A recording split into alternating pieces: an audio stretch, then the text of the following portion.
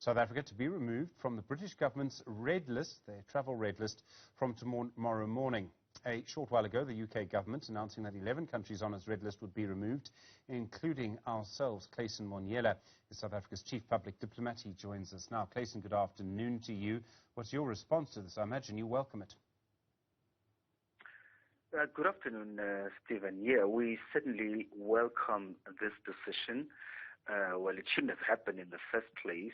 This unscientific travel bans had a devastating impact on our economy. If you just consider the impact on the travel and tourism industry, two-way business, as well as families. But now that sanity and diplomacy has prevailed, we certainly welcome this decision. We do hope that going forward, countries will be guided by science when taking decisions on the management of this global pandemic. Countries should always recall and remember that we need partnerships and countries sharing knowledge and information and expertise. Travel bans don't work, but we do welcome this decision, certainly. It's going to have a positive impact on, in particular, travel and tourism industry now that we're entering the holiday period in South Africa. It's very likely that other variants of COVID-19 will be discovered in that because, and we've seen with our scientists, they might well be discovered here. Are you optimistic Britain and other countries will behave more scientifically next time? That's what we are hoping for, and I think this particular variant, Omicron, has exposed the extent to which certain countries have a tendency of knee-jerk reactions as well as unscientific ways of managing this pandemic. And we hope that going forward they'll listen to their scientists and also organizations like the World Health Organization, the United Nations, the African Union, all of which have been very vocal in saying that closing borders and imposing travel restrictions and bans on other countries does not work in terms of avoiding or preventing the spread of variants and viruses. So there must be a better way of managing these things. We need to share expertise.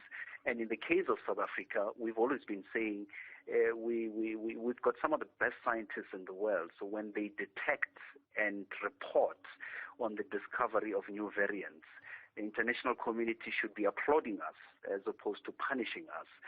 And we do hope that this ugly and very costly episode of travel bans will not be repeated going forward, and countries will, cooperate and collaborate and share information, knowledge, and expertise, as opposed to resorting to these punitive measures that don't help anyone. Clayson, you represent the Department of International Relations and Cooperation. You've suggested that it was wrong for these governments to impose these travel bans on us. I do have to bring this up, I'm afraid. Our National Coronavirus Command Council has been meeting through the day. I presume they're not going to impose internal travel bans in South Africa. It would put you in a very difficult position. Well, we'll leave that announcement to the president. I'm not allowed to disclose. I am kind of privy to some of the discussions and recommendations that have been made. But let's leave that to the decision makers. But in the context of the discussion we are having now, we are encouraged that diplomacy has prevailed, sanity has prevailed, and we hope that going forward, science will be the basis on which decisions are taken in the management of this global pandemic. I saw one of the statements from the UK that they've now realized that these red lists are pointless. That's a very powerful statement. Pointless. Finally, we are agreeing that we need to rely on science in how we manage this global pandemic. Clayson, you can see why you're a diplomat and I'm a journalist. I appreciate the time. Thank you. The Department of International Relations and Cooperation spokesperson, Clayson Monyela.